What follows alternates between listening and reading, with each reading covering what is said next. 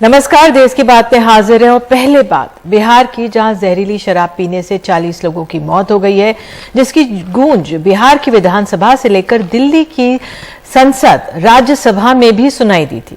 छपरा में हुई इन मौतों के बाद 126 लोगों को गिरफ्तार किया गया है। नीतीश कुमार जब विधानसभा पहुंचे, आज हम वो तस्वीरें स्क्रीन पर दिखाने की कोशिश करेंगे, तो हंगामे और उनके खिलाफ नारेबाजी के बीच सदन के अंदर वो गए। बहरहाल नीतीश कुमार बीजेपी विधायकों की पीठ थपथपाते हुए अंदर चले गए।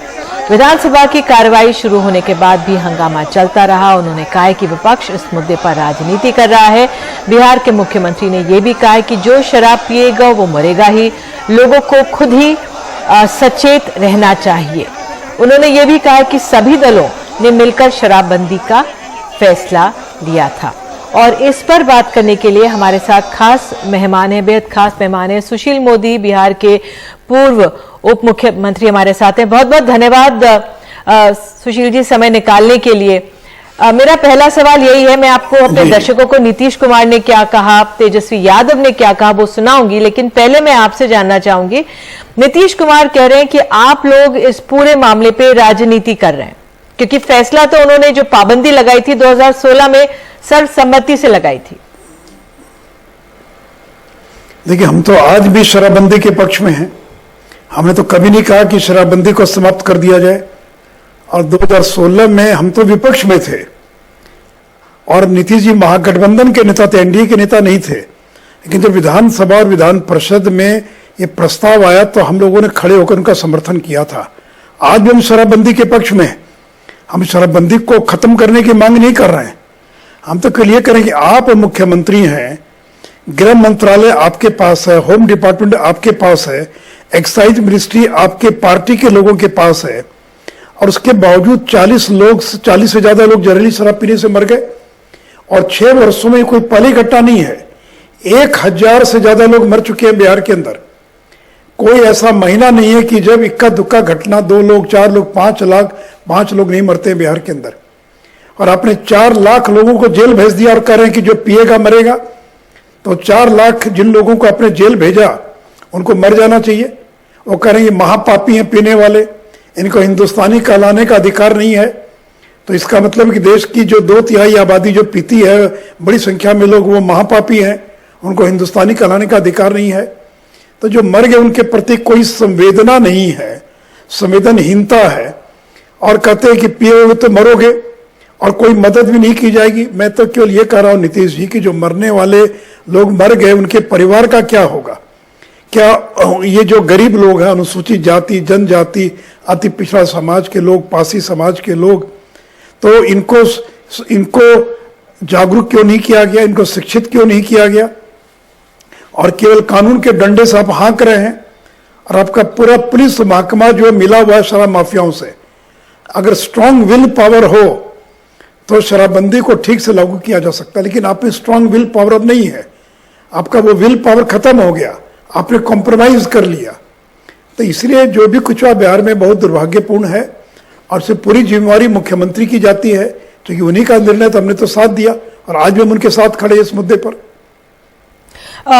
लेकिन आपने ये कहा कि इच्छा शक्ति की कमी है, तो सुशील जी क्या माना जाए, अन्य राज्यों में भी इच्छा शक्ति की कमी है? क्योंकि अब हम देख रहे थे इस साल के और अगले साल के, अगर मैं आपको एक जानकारी आंकड़ा दे दूं, गुजरात में जुलाई में 37 की मृत्यु हुई, नवंबर 2021 में बिहार में 30 की मृत्यु हुई, आप भी उसका जिक्र कर रहे थे। उत्तर प्रदेश के आजमगढ़ में, माहौल में, आपको बता दें, एक कस्बे में 5 की मृत्यु हुई। मई 2021 में आजमगढ़ अंबेडकर नगर में 22 लोगों की मृत्यु हुई।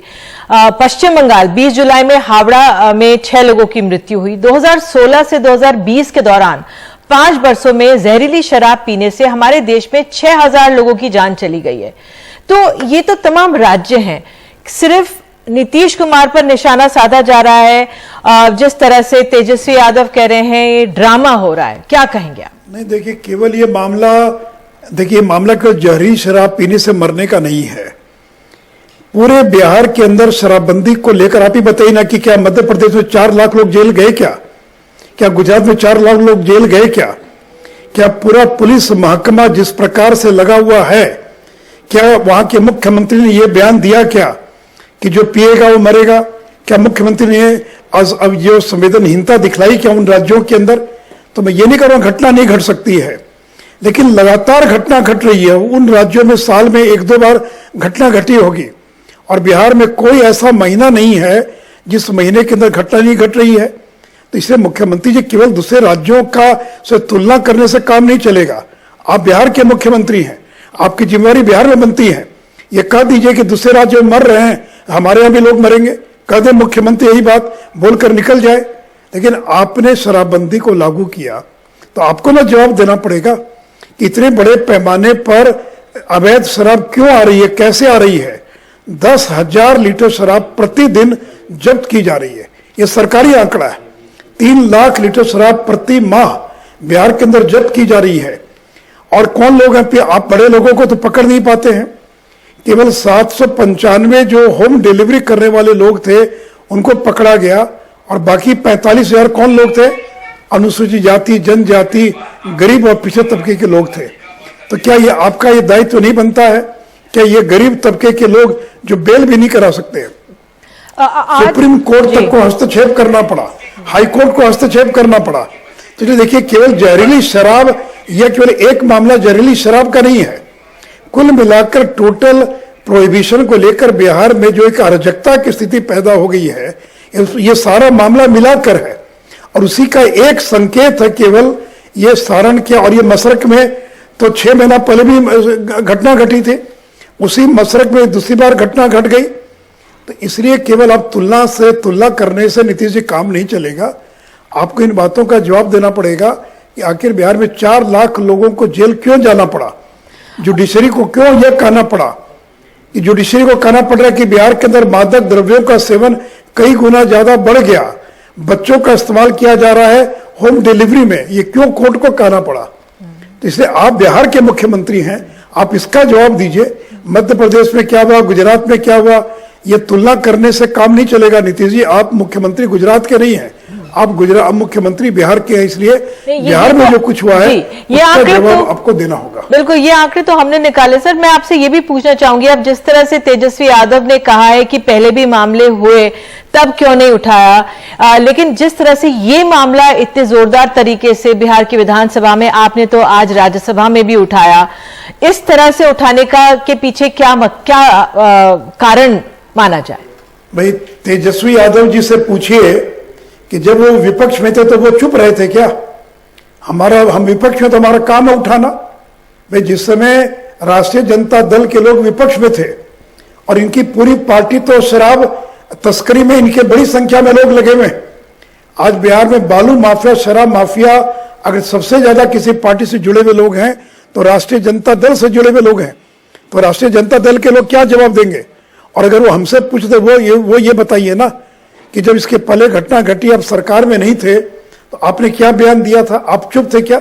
ये तो विपक्ष का दायित्व है, जो भी विपक्ष में होगा वो आईना दिखाएगा, सरकार को बताएगा कि आपकी नीतियां कहां फेल कर रही हैं। बिल्कुल, इसलिए नीतीश जी ने यह निर्णय लिया, यह निर्णय नीतीश जी का अकेले का निर्णय था जिसमें हम लोगों ने साथ दिया। ये कोई ऐसा नहीं कि सर्वदलीय बैठक होकर क्या करना चाहिए, नीतीश जी ने ऐलान कर दिया और फिर हम लोग के पास आए तो कौन विरोध करेगा? जबकि कई बार पत्रकारों ने कहा कि कर्पूरी ठाकुर फेल कर गए, उनको भी वापस लेना पड़ा था। लेकिन नीतीश जी ने जब निर्णय लिया तो हम लोगों ने साथ दिया, विपक्ष में रहते हुए साथ दिया। क्या राष्ट्रीय जनता दल के लोग विपक्ष में रहते हुए साथ देते? हम लोगों ने साथ दिया है। हम लोगों ने कहा कि नहीं, शराबबंदी अगर आप लागू कर रहे हैं तो हम आपका साथ देंगे। आपको लगता है सर जिम्मेवारी बनती है। और जो असंसदीय भाषा का प्रयोग कर रहे हैं वो क्या उचित है? क्या मध्य प्रदेश और गुजरात के मुख्यमंत्री ने सदन में इस भाषा का प्रयोग किया था? आज अगर सदन चल रहा है इसलिए सदन में उठा, हो सकता है कल सदन नहीं चलता होता तो सदन में मामला नहीं उठता। तात्कालिक मुद्दे सदन में उठते हैं। यही घटना अगर 1 महीने बाद होती तो शायद सदन में नहीं उठ पाता, क्योंकि सदन नहीं चल रहा था।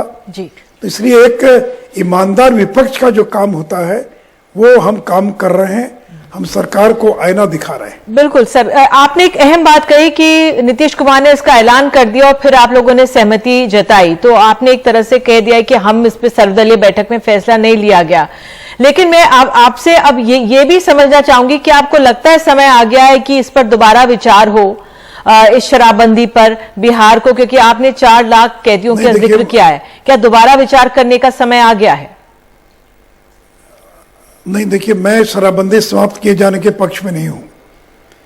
मैं शराबबंदी के पक्ष में हूं और ये नीतीश जी का निर्णय था। हम कल भी साथ थे, आज भी साथ और आगे भी आपके साथ रहेंगे इस मुद्दे पर। तो इसलिए हम बिहार में शराबबंदी समाप्त किए जाने के पक्ष में नहीं है। ठीक है। तो इसलिए जो आरोप लगाते हैं ये बार बार कि आप इसमें शरीक नहीं हुए, उसमें शरीक नहीं हुए, तो हम तो आपके साथ में हैं। मुख्यमंत्री आप हैं, होम मिनिस्ट्री आपके पास है, एक्साइज मिनिस्ट्री आपके पास है, तो जिम्मेवारी आपकी बनती है ना। ठीक है। किसी अदना कदना मंत्री की कोई जिम्मेवारी तो नहीं ना बनती है। आखिरी सवाल आपकी बनती है, उनकी बनती है जिम्मेवारी। जी, आखिरी सवाल सर, आप तो बिल्कुल जमीन से जुड़े हुए नेता हैं। एक तथ्य ये भी सामने आया जो बिजनेस स्टैंडर्ड अखबार में छपा था, उसके अनुसार लोकसभा में जारी आंकड़ों के हवाले से बताया गया 2016 से 2020 के दौरान जहरीली शराब से बिहार में 21 मौतें, छत्तीसगढ़ में 505, मध्य प्रदेश में 1200 से ज्यादा मौत, कर्नाटक में 209 मौत और पंजाब में 725 मौतें हुई हैं। अब जो लोग ये जहरीली शराब पीते हैं वो हम सब समझते हैं बिल्कुल गरीब तबके से आते हैं। आपकी क्या विचार, किस तरह से इस जो हमारे कुरीति है हमारे समाज की, इससे निजात पाई जा सकती है? नहीं, देखिए, ये तो एक अलग डिबेट का विषय, अलग सब डिबेट रखिए, हम पूरी बात कहेंगे उस बात को। लेकिन आप जो बार बार तुलना कर रही हैं, तो आपको ये मालूम है क्या कि कितनी बड़ी संख्या में आंकड़ों को छिपा दिया गया, मरने वालों की संख्या को छिपा दिया गया। एक आतंक और भय का माहौल थाना पैदा कर देता है। लोग दूसरे जगह जाकर जला देते हैं शव को, क्योंकि बिहार में शराबबंदी है। अगर मालूम पड़ गया कि शराब पीने से मौत हुई है तो पुलिस उसके परिवार के लोगों को गिरफ्तार कर लेगी, पकड़ लेगी। तो इसलिए जितनी संख्या आती है उसे कई गुना ज्यादा संख्या को छिपा लिया जाता है। तो उसे बार बार आप बिहार की तुलना अन्य राज्यों से मत कीजिए। अन्य राज्यों की स्थिति अलग होगी, लेकिन बिहार के अंदर क्या केवल 40 ही लोग मरे हैं क्या? छपरा के अंदर मालूम कर सरकार बताए कि अगल बगल के कितने स्मशान घाटों पर पिछले 3 दिनों के अंदर कितनी लाशों को जलाया गया है, क्या सरकार बताएगी? तो इसलिए सरकार हर बार यही कहती है कि जहरीली शराब से मौत नहीं हुई है, अज्ञात बीमारी से मौत हुई है। तो इसलिए बिहार का जो आंकड़ा वो सही आंकड़ा नहीं है, क्योंकि अभी रोहतास में मौत हुई 5 लोगों की, सरकार ने यही कहा कि अज्ञात बीमारी से मौत हुई है। तो इसलिए जो आंकड़ों को छिपा लेंगे तो चाहे लोकसभा हो या विधानसभा हो, सही आंकड़े नहीं आ पाएंगे। जो है बिल्कुल, आप हमारे साथ जुड़े और आपने गंभीर आरोप लगाए हैं नीतीश कुमार सरकार पर। ज्ञानवर्धन के लिए आपका बहुत बहुत धन्यवाद। सुशील मोदी आप जुड़े, उनका यही आरोप है नीतीश कुमार सरकार पर कि आंकड़े छुपाए जा रहे हैं जो जहरीली शराब से मृत्यु होती है। बहरहाल ये मामला सदन में लगातार गूंजता रहा बिहार में, और आज संसद में भी, दिल्ली में भी गूंजा है। देश की बात में आइए आगे बढ़ते हैं और अब एक और मसले की बात करते हैं जो कुछ दिन पहले तक सुर्खियों में छाया हुआ था, श्रद्धा वॉलकर का मामला। इस हत्याकांड में एक अहम सबूत मिल गया है। डीएनए रिपोर्ट से साबित हो गया है कि आफताब की निशानदेही पर दिल्ली पुलिस ने मेहरौली और गुरुग्राम से जो हड्डियां बरामद की थी वो श्रद्धा की थी। पुलिस को आफताब की पॉलीग्राफ टेस्ट की रिपोर्ट भी मिली है। श्रद्धा की हत्या कर उसके टुकड़े जंगलों में फेंकने की जो कहानी आफताब अमीन पूनावाला बता रहा था, वो सबूत के साथ सच साबित हुई। आफताब की निशानदेही पर दिल्ली पुलिस ने मेहरौली के जंगल से और दिल्ली गुरुग्राम बॉर्डर से जो 16 से ज्यादा हड्डियां बरामद की थीं, उनकी डीएनए रिपोर्ट सीबीआई की सीएफएसएल लैब से आ गई है। पता चला है कि वो हड्डियां श्रद्धा की हैं। श्रद्धा मर्डर केस में जो सीएफएसएल रोहिणी और लोधी रोड से रिपोर्ट हमें मिलनी थी वो मिल चुकी है। वो रिपोर्ट है वो पुलिस के लिए हेल्पफुल है। अभी इन्वेस्टिगेशन जारी है। इसके साथ साथ जो रोहिणी लैब से हमें पॉलीग्राफ टेस्ट की रिपोर्ट मिलनी थी वो भी मिल चुकी है। वो भी इन्वेस्टिगेशन में हेल्पफुल है। पुलिस के मुताबिक डीएनए रिपोर्ट बुधवार शाम को मिली है। अभी 2 रिपोर्ट आई हैं, एक डीएनए की, दूसरी पॉलीग्राफ की। नार्को टेस्ट की तीसरी रिपोर्ट आनी बाकी है। आफताब के छतरपुर के फ्लैट के किचन, बाथरूम और बेडरूम से जो खून के धब्बे मिले थे वो श्रद्धा के डीएनए से मैच कर गए हैं। श्रद्धा के बॉडी पार्ट्स को पोस्टमार्टम एग्जामिनेशन के लिए एम्स भी भेजा जाएगा। आफताब की निशानदेही पर श्रद्धा के कुछ कपड़े जंगल से मिले हैं, उन्हें फॉरेंसिक जांच के लिए भेजा गया है। पुलिस को जब सारी रिपोर्ट मिल जाएंगी तो वह उनका मिलान करेगी। जहां कोई शक या सवाल होगा वहां डॉक्टर की राय ली जाएगी। आरोपी आफ्ताब ने बताया था कि उसने इसी साल 18 मई को छतरपुर के फ्लैट में श्रद्धा की गला दबाकर हत्या कर दी थी। फिर उसके शव के 35 टुकड़े कर फ्रिज में रख दिए थे और उन्हें 1 महीने तक हर रोज रात 2 बजे निकलकर जंगल में फेंकता था। हालांकि श्रद्धा का मोबाइल फोन अब तक नहीं मिला है। किसी भी हत्या के मामले में सबसे जरूरी होता है शव का बरामद होना और जिस हथियार से हत्या की गई है उस हथियार का बरामद होना। यहाँ पर डीएनए रिपोर्ट के बाद अब ये साबित हो गया है कि जो शव के टुकड़े बरामद हुए थे वो श्रद्धा के ही हैं। तो ये रिपोर्ट इस केस में काफी अहम है। इसके अलावा जो बाकी बचे सर्कमस्टांशियल एविडेंस हैं उनकी रिपोर्ट्स भी काफी अहम होगी जो इस केस को मजबूत करेंगी। नई दिल्ली से मुकेश सिंह सेंगर, एनडीटीवी इंडिया।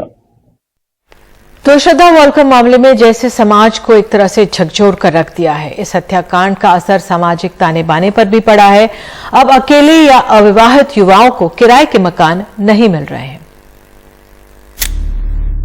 आफ्ताब और श्रद्धा वालकर केस का एक हैरान कर देने वाला नतीजा, नोएडा में अब कुंवारे लोगों को हाउसिंग सोसाइटी में घर नहीं मिल रहे। नोएडा की अंतरिक्ष सोसाइटी के गेट पर नोटिस लगा दिया गया है कि इन्हें घर नहीं मिलेगा। लेकिन ये अकेली मिसाल नहीं है। नोएडा की सुपरटेक एमरल्ड कोर्ट की आरडब्ल्यूए ने घर मालिकों को नोटिस जारी किया है।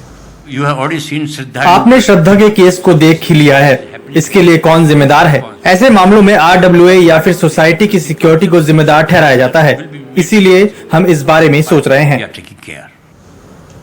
लेकिन क्या ऐसे निर्देश वैध भी हैं? सोसाइटी इस तरह के नोटिस नहीं दे सकती क्योंकि ये अवैध है। वैधता को देखने के लिए काफी सारी चीजें देखनी होती है। रेंट एग्रीमेंट किराएदार और मकान मालिक के बीच होता है। इसमें सोसाइटी को बीच में नहीं बोलना चाहिए। अगर कोई नोटिस दिया भी जाता है तो वो मकान मालिक की तरफ से ही होना चाहिए। इन सोसाइटीज के रहने वाले बहुत सारी वजहें गिनाते हैं कि वो क्यों अपने पड़ोस में गैर शादीशुदा लोगों को नहीं देखना चाहते। These boys they come from surrounding colleges and all those. ये लड़के आसपास के कॉलेजों में पढ़ते हैं क्योंकि इन्हें लगता है कि हॉस्टल में कई तरह की पाबंदियां होती है। Freedom only they come to these places. Problem क्या है कि जब ये फ्राइडे आता है ना, जब इनका वीकेंड आता है तो ये 2-3 डेज में ये लोग ना पार्टीज बहुत करते हैं। उसकी वजह से क्या है, डिफरेंट तरह के पीपल्स आते हैं, डिफरेंट तरह के लोग आते हैं और फिर हम लोग परेशान हो जाते हैं। नोएडा में घर तलाश कर रहे नौजवानों के लिए ये एक बड़ी मुसीबत है। जब मैंने ब्रोकर से घर लेने के लिए बात की तो मुझे एहसास हुआ कि ये कितना मुश्किल है क्योंकि बैचलर्स को मकान मालिक आसानी से किराएदार नहीं रखते हैं। गैर शादीशुदा नौजवानों के लिए एनसीआर में घर ढूंढना हमेशा चुनौती रहा है। लेकिन आफ्ताब श्रद्धा की डरावनी कहानी के बाद घरों के मालिक और चौकन्ना हो गए हैं। ऐसे में परिवारों से दूर रहकर पढ़ाई या नौकरी कर रहे नौजवानों की जिंदगी में एक संकट बढ़ गया है। शहर के बड़े होने से सोच भी बड़ी हो जाए ये ज़रूरी नहीं है और इसका जीता जागता सबूत है बैचलर्स। ऐसी कई सोसाइटियों में बैचलर्स को बोला गया है कि 31 दिसंबर तक आप घर छोड़ दीजिए, नहीं तो आपको इविक्ट कर दिया जाएगा। बैचलर्स इसका समाधान चाहते हैं क्योंकि उन्हें घर ढूंढना है, उन्हें रहने की जगह चाहिए। बट सोसाइटीज़ के लोग कह रहे हैं और उनके आरडब्ल्यूए ये कह रहे हैं कि आपको सोसाइटी छोड़नी पड़ेगी क्योंकि हमारी शांति भंग हो रही है। समस्या का समाधान सभी लोगों को चाहिए, both bachelors as well as society के लोग। कंसर्न अथॉरिटीज़ वो चाहते हैं कि इंटरवीन करें। नोएडा से राघव गौतम की report, NDTV India. Himachal Pradesh के मुख्यमंत्री सुखविंदर सिंह सुक्खू ने आज दिल्ली में कांग्रेस के अध्यक्ष मल्लिकार्जुन खड़गे से मुलाकात की। इस दौरान प्रदेश कांग्रेस अध्यक्ष प्रतिभा सिंह और कांग्रेस विधायक भी मौजूद रहे। मुख्यमंत्री बनने के बाद पहली बार वो दिल्ली पहुंचे हैं। उन्होंने एनडीटीवी से बातचीत की है। आइए सुनाते हैं आपको इस बातचीत का एक अंश। हमारे साथ हिमाचल प्रदेश के मुख्यमंत्री सुखविंदर सिंह सुक्खू जी हैं। सुक्खू जी, आपकी आज बड़ी लंबी चर्चा हुई खड़गे जी के साथ, प्रियंका गांधी से अभी आप मिले, क्या बात हुई और किस तरह से मंत्रिमंडल का आप गठन करेंगे? अभी शपथ ग्रहण समारोह है और जब शपथ ग्रहण समारोह हो गया उसके बाद मंत्रिमंडल के बारे में विस्तार से चर्चा करेंगे। लेकिन एक बात यह है कि जो आप वादे करके आए हैं, खासतौर पे ओल्ड पेंशन स्कीम, बीजेपी कह रही है, बीजेपी कह रही है कि इतना पैसा नहीं स्टेट के पास, कैसे आप पूरा करेंगे उसको? पूरे पैसे हैं और कोई ऐसी बात नहीं है, आपको एक हफ्ते के अंदर पता लग जाएगा। एक आखिरी सवाल ये है कि अटल टनल का नाम बदलने की बात की गई है, क्या अटल टनल का नाम बदला जाएगा? देखिए, गलत, अटल टनल का कोई नाम नहीं बदला जाएगा। श्रीमती सोनिया गांधी जी ने अटल टनल का शिलान्यास किया था, उद्घाटन के समय उनकी पट्टिका उठाकर निकाल दी। शिलान्यास में के समय तो नहीं बनती है ना। 4000 करोड़ रुपया कांग्रेस ने उसको सैंक्शन किया था, नाम उन्होंने रख दिया अटल बिहारी वाजपेयी जी देश के प्रधानमंत्री, सबके प्रधानमंत्री है, नाम बदलने का कोई उचित्य नहीं है। लेकिन उनकी पट्टिका लगाने को हमने कहा है और 2 तारीख को जाकर हम उनकी पट्टिका लगाएंगे। पुरानी पट्टिका फिर से लगाई जाएगी, अटल टनल का नाम वही रहेगा? बिल्कुल वही रहेगा। पार्टी में क्या एकता है? क्योंकि जिस तरीके से कई सारे सीएम कैंडिडेट थे और जिस तरह से आपको सीएम बनाया गया, क्या सबको साथ लेकर चल पाएंगे? पहले तो मुझे यही समझ नहीं आता कि टूटन कहाँ है, मुझे टूटन बताइए, फिर मैं आपको जवाब देता हूँ। एकता का सवाल तो है, एकता है तभी तो 40-42 जा रहे हैं आज। नहीं, मंत्रिमंडल बनने में टाइम लग रहा है। नहीं, मंत्रिमंडल बनाया नहीं गया, मंत्रिमंडल की कोई चर्चा नहीं हुई है जी। हम ये संदेश देना चाहते हैं कि देश की एकता और अखंडता के लिए और जो देश में नफरत बढ़ रही है उसको एकजुट करने के लिए, देश को एकजुट करने के लिए ये भारत जोड़ो यात्रा है। कांग्रेस की विचारधारा का वो प्रतिनिधित्व करते हैं। उस विचारधारा को समर्थन देने के लिए हिमाचल की जनता ने 40 विधायक चुनकर भेजे हैं, जो देश की एकता और अखंडता के लिए कांग्रेस की विचारधारा है। हम सब प्रदेश अध्यक्ष के साथ उस विचारधारा में शामिल होने के लिए जा रहे हैं। संयुक्त राष्ट्र सुरक्षा परिषद में भारत के विदेश मंत्री ने सीधा निशाना साधा पाकिस्तान पर और आतंकवाद के मामले में चीन के रवैये पर बिना नाम लिए आपत्ति जताई। विदेश मंत्री एस जयशंकर ने पाकिस्तान को ओसामा बिन लादेन याद दिलाया, लेकिन चीन का नाम लिए बगैर बहुपक्षीय मंचों का गलत इस्तेमाल न करने की ताकीद की है। लेकिन विपक्ष लगातार संसद में चर्चा की मांग इस मामले में करता रहा है और उसका आरोप है कि सरकार चीन का नाम भी लेने को तैयार नहीं है। बजरंगी भाईजान महज रियल लाइफ में नहीं बल्कि रियल लाइफ में भी है। हरियाणा पुलिस के एक सिपाही ने 16 साल बाद परिवार से बिछड़ी एक लड़की को उसके परिवार से मिलवाया। बच्ची जब गुम हुई थी तो 7 साल की थी और अब 23 साल की है। दिल्ली में प्राइवेट स्कूल में एक टीचर है।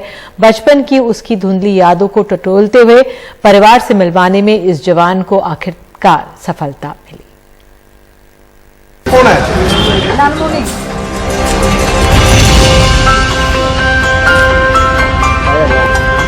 ये माँ की ममता है जो बेटी पर बरस रही है। 7 साल की उम्र में गुम हुई लालमुनी आज 16 साल बाद मिली है। 2006 में माँ रोजी रोटी की तलाश में दिल्ली आई, काम पर निकली, बेटी लालमुनी पीछे रह गई और फिर खो गई। आज मेरा चांद का टुकड़ा। आज लालमुनी दिल्ली के एक प्राइवेट स्कूल में टीचर है। मुझे लगा नहीं था कि मैं फैमिली से मिल पाऊंगी, लेकिन सर ने मुझे मोटिवेशनल करते रहे कि बेटा तेरे फैमिली मैं ढूंढ के ही रहूंगा, मैं ढूंढ के ही रहूंगा, मतलब ढूंढ के दिखाऊंगा मैं। और सर ने पूरा कर भी दिया। मुझे बिलीव नहीं था कि सच में मिलेगा, मैं नॉर्मली मान के चल रही थी। बिछड़ी लड़की का परिवार से मिलन हरियाणा के पंचकुला में एंटी ह्यूमन ट्रैफिकिंग विभाग में कार्यरत एएसआई राजेश कुमार ने मुमकिन कर दिखाया। गुमशुदा बच्चों को मिलवाने के राजेश के किस्से देश विदेश के अखबारों की सुर्खियां बनते रहे हैं। वो 2016 से इस काम में जुटे हैं और उन पर द बुक ऑफ होप नाम से किताब भी छपी है। अभी तक पूरे देश के अंदर मेरे हैं जो, और बाहर भी मैंने नेपाल से मिलवाए हैं, कोई और देशों से मिलवाए हैं। और अभी मेरे 600, ये जो आज लड़की है, ये मेरा जो केस है 672वां केस है। ये कहती थी मुआ का पेड़, मैंने सुना मुआ चुग के लाते थे। और एक जो इसने बताया कि हम पत्थर में से वो निकालते थे, उसकी सब्जी बनती थी। और एक किसी ने बोला था कि हमारे वहाँ पेड़ थे, झरना था, ये क्या बोलते हैं तालाब था, और एक शादी में गोदी में लेके, जैसे गोद में लेके नाचते थे, और जब हमारे घर में चावल होता था उसकी पूजा करते थे। छोटा भाई है। इस मिलन के मौके पर पूरा परिवार झारखंड के गुमला से दिल्ली आया। मां और दोनों भाई। सितंबर में लालमुनि ने राजेश से संपर्क किया और 4 महीने में ही परिवार से मिलने का उसका सपना साकार हो गया। बहुत याद करते थे, बहुत याद किए। हम आज तक ढूंढते थे, आज तक ढूंढते थे। हमसे कहते थे कि आप बहुत ढूंढ चुका है, अब नहीं मिलेगा हम लोग का बेटी, हम बोलते थे। लेकिन राजेश भाई का थी दुआ से मिल गया। करोड़ों की आबादी वाले देश में परिवार की तलाश भूसे के ढेर में सुई तलाशनी जैसी है, पर सच्ची नीयत, बचपन की यादें और नियति फिर से परिवार से मिलने का संयोग लालमुनि की जिंदगी में ले आए। नई दिल्ली से परिमल कुमार, एनडीटीवी इंडिया। और जाते जाते आपको बता दें, पंजाब में भगवंत मान सरकार लोगों से किए हुए वादों पर कैसे खरी उतर रही है, इसी पर बात करने के लिए एनडीटीवी इंडिया ला रहा है एक विशेष कॉन्क्लेव, साडा पंजाब। इस शनिवार 17 दिसंबर को इसमें शामिल होंगे पंजाब के मुख्यमंत्री और पंजाब की जानी मानी हस्तियां। तो इस 17 दिसंबर को देखना मत भूलिए साडा पंजाब दिन भर एनडीटीवी इंडिया पर। नमस्कार।